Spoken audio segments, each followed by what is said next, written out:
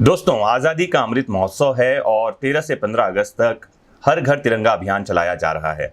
आपको इस मुहिम का भाग बनना है, लेकिन ध्यान रखना है कि कहीं तिरंगे का अपमान ना हो जाए।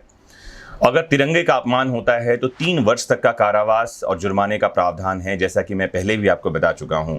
1971 का एक कानून है जिसका नाम है राष्ट्रीय गौरव अपमान निवारण कानून। इस कानून के तहत धारा 2 के अंतर्गत सजा हो सकती है ऐसे व्यक्ति को जो तिरंगे का अपमान करे। तो क्या बातें हैं जो तिरंगे के अपमान में आती हैं, जिनका हमें विशेष ध्यान रखना है जब हम अपने घरों पर तिरंगा फहराएं।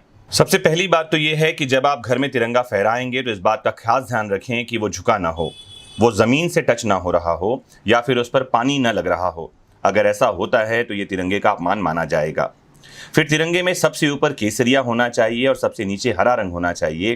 किसी भी स्थिति में ऊपर हरा नीचे केसरिया, यानी कि रंगों का ऑर्डर न बदल जाए या तिरंगा मानक के अनुरूप न बने, ऐसा नहीं होना चाहिए। झंडे पर ध्यान रखना होगा आपको कि कुछ भी लिखा नहीं हो। तिरंगे को किसी ड्रेस या यूनिफॉर्म के हिस्से में लगाने की भी मनाही है। नहीं किसी रुमाल, तकिया, नैपकिन में तिरंगे का कोई डिजाइन हो सकता है, इस बात को भी आपको ध्यान रखना चाहिए। फिर आपको यह भी ध्यान रखना चाहिए कि झंडे को किसी भी रूप में लपेटने, जिसमें किसी व्यक्ति की शव यात्रा भी शामिल होती है, के काम में नहीं लाया जा सकता है। किसी को सामान देने के लिए, पकड़ने के लिए या ले जाने के तौर पर भी इसका इस्तेमाल नहीं किया जा सकता। हालांकि आपको बता दूं, स्वतंत्रता दिवस और गणतंत्र दिवस समेत खास अवसरों पर तिरंगे के अंदर फूलों की पंखुड़ियां रखी जा सकती हैं। फिर आपको ध्यान रखना चाहिए कि राष्ट्रीय ध्वज का इस्तेमाल किसी मूर्ति या इमारत को ढकने के लिए नहीं किया जा सकता। किसी कार्यक्रम में राष्ट्रीय ध्वज का इस्तेमाल स्पीकर की टेबल को ढकने या मंच को सजाने के लिए नहीं किया जा सकता।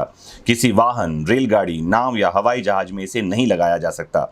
जैसा कि मैंने पहले भी एक लेक्चर में बता रखा है कि सिर्फ संवैधानिक पदों पर बैठे व्यक्ति ही अपने वाहन में इसे लगा सकते हैं।